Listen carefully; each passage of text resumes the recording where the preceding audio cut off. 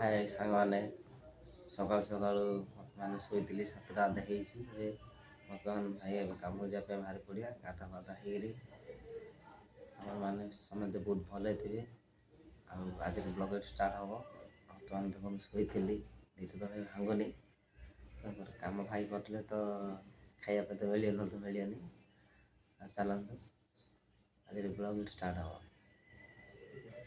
ବାହାରି ପଡ଼ିଲି, ଚାଲନ୍ତୁ କାମ ଯିବା।